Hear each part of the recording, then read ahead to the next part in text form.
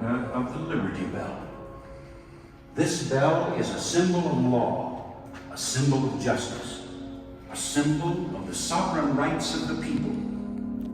This bell has played a greater role in history than any other bell in the world. Cracked and mute, resting silently here in Independence Hall, it has been heard in the hearts of freedom-loving people throughout the world. Its effect as an emblem of liberty is magnetic, drawing those who seek their human birthright hopefully toward fulfillment. But, like the freedom it represents, the bell itself experienced many troubles and survived many problems.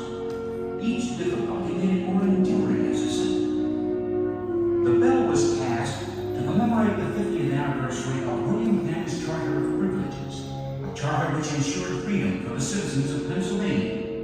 That was the reason for the prophetic Old Testament inscription, proclaim liberty throughout all the land unto all the inhabitants thereof.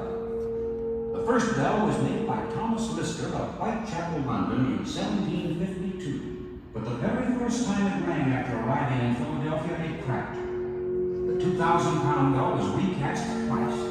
The second time, it added American copper by Charles Stowe and John Bass of Philadelphia. They did their job well, for Philadelphia rejoiced when their bell was finally hung in place in the Pennsylvania State House, the building we know as Independence Hall. It rang out to announce occasions of joy and sorrow, or to summon citizens to the public square to hear news. It spoke for the people and to the people. Its mighty tones became a voice that truly proclaimed liberty throughout all the land, unto all the inhabitants thereof. The bell summoned the convention of the Philadelphia Assembly.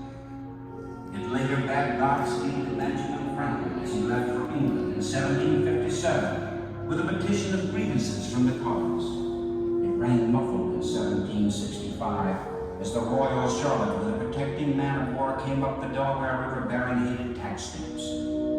When the English Parliament forbade the colonists to manufacture iron, woolen goods, or hats, it rang forth a national rage. The bell rang muffled again when the British closed the port of Boston.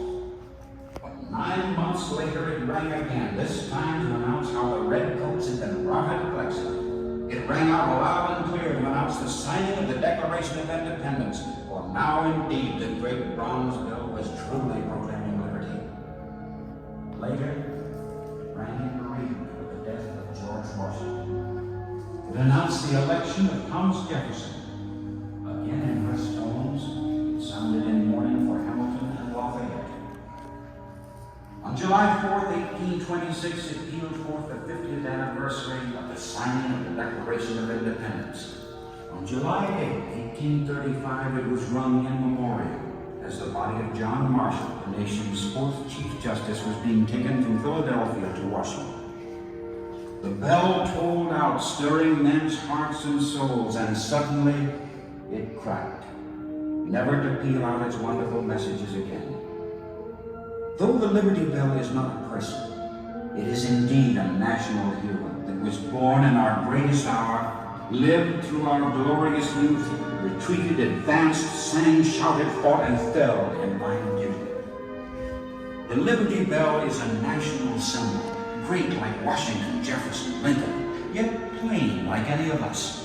It is the only bell in the world in whose presence any man, regardless of race, creed, political belief, or wealth, will solemnly take off his hat and feel as well as show true respect. The Liberty Bell reminds each of us of our rights and privileges, but also of our duties and responsibilities as free men. To each of us, it suggests a rededication to the principles under which this country was founded. Liberty Bell will continue to ring